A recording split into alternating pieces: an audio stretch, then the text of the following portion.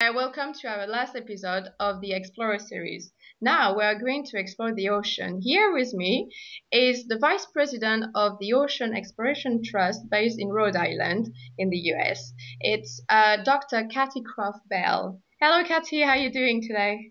Hi, wonderful. How are you doing? Fine, fine, wonderful, lovely weather today here in England.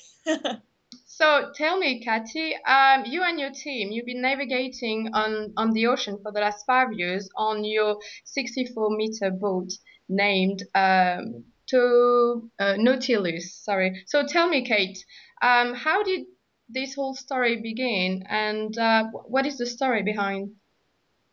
Well, it actually began many, many years before, 5 years ago.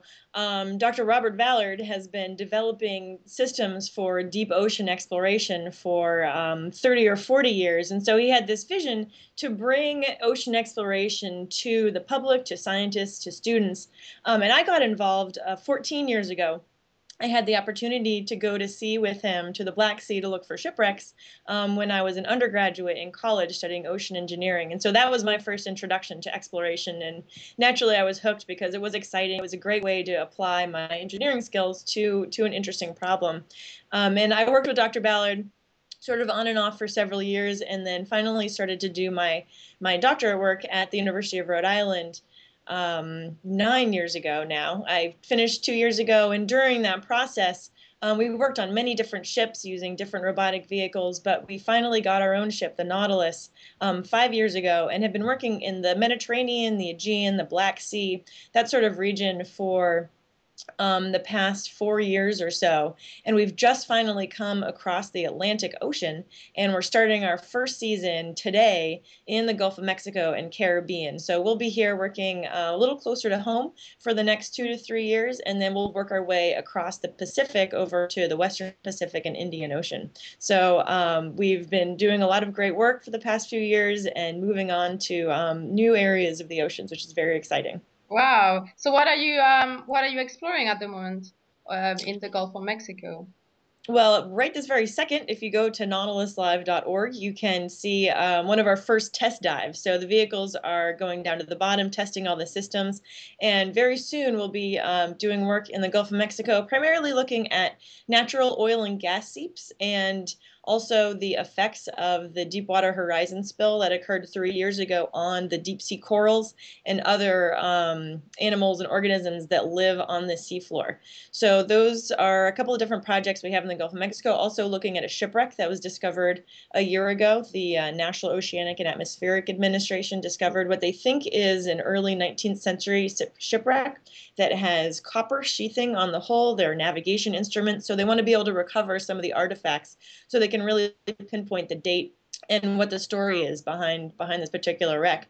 And then we'll be doing a sort of circuit around the Caribbean to Cayman, Puerto Rico, Montserrat, Kickhamjeni, looking more at the natural, geological, and biological aspects of these areas. There's all sorts of exciting volcanic activity, deep water species. So it'll be a very exciting season. So we'll be operating from now starting in June 2013 through almost the end of November of 2013, minus a few weeks in September. We're going to give our team a little bit of a break. But for the majority of that time period, from June through November 2013, you'll be able to see us exploring live on our website. Wow, yeah, of course we will follow all of this. And do you find any treasures in those ship or not? Have you ever found one? Well, the scientific knowledge of the history of the people is the treasure really to us. Okay. We, as a typical protocol, we don't pick up any artifacts from the wrecks that we find. This particular project that we're doing this year, we're being asked by U.S. government and academic archaeologists to pick up some of these artifacts. They will conserve them, and I'm sure put them in a museum or an aquarium for long-term preservation storage, so and also so that they can study them and learn more about the history of this region.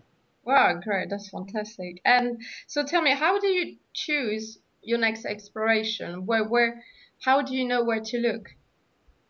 That's a great question. We just a few months ago had a workshop, so we invited scientists from all over the world to come together, particularly those that specialize in the Caribbean and Gulf of Mexico, to give us their thoughts on where would potentially interesting places be in this region of the world, because we haven't worked here.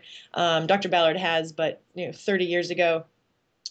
So we got everybody in a room and initially split everyone up. So we had biologists together, geologists together, archaeologists together, and we told everybody to make a map of the places that they would want to go. And then we got everybody back together again and overlaid those maps. And then we saw where all the intersections were. So we're looking for areas that are potentially interesting for a lot of different reasons. And so after a 2 or 3 day workshop in last November 2012, we ended up with a map of 20 different locations for high priority research or exploration targets that we're going to use as our plan for the next 2 to 3 years while we're in this area. So we use information and input from the oceanographic community, from people who are experts in this area, to advise us on the places that people haven't been or know very little about, but are potentially very interesting for exploration and research. So we're very grateful for all the time and energy that those people put into it, and we are continuing to work with many of them, especially in the places in the Caribbean where we're going this year. So many of the scientists that were at the workshop will be working with us throughout the next 2 to 3 years. That's a great teamwork. That's what we call a teamwork. It is, exactly. It's certainly not just me or not just Dr. Ballard that puts any of this together. We have a huge team of very talented scientists, engineers, educators that come together to make all of this happen. Wow, this is great. And tell me, Katy, is there any limits in what you can explore today? Today, well, we are limited, or the Nautilus is technically, our vehicles can go to 4,000 meters, which can actually cover a very high percentage of the seafloor. The average depth of the world's ocean is 4,000 meters. But sort of taking a more general step back, working in the ocean is challenging. You can't see through it. It's very deep. It's high pressures at depth. Light doesn't penetrate. So one of the biggest things is just technical, and how do you get down there and efficiently get to see and record and measure all the different types of aspects of the oceans and just get down there and see what's there. So it is possible. There are very deep diving vehicles and submersibles out there. But it is expensive to run vessels, to run vehicles. So, yeah. So I'd say funding and technical capability are the two biggest challenges when it comes to oceanographic research. There's certainly a lot of people out there that want to do it. So the drive is there. Yeah. But the funding is money, as usual. Exactly. Wow. This is fantastic. Thank you very much for all those answers. I'm sure our readers will be really keen to follow you on nautiluslive.org, and you've got a Facebook page as well and a Twitter account, and we'll make sure that they click on it. Thank you very much for your time, Katy. Thank you, Stephanie, for having me. It's been a pleasure.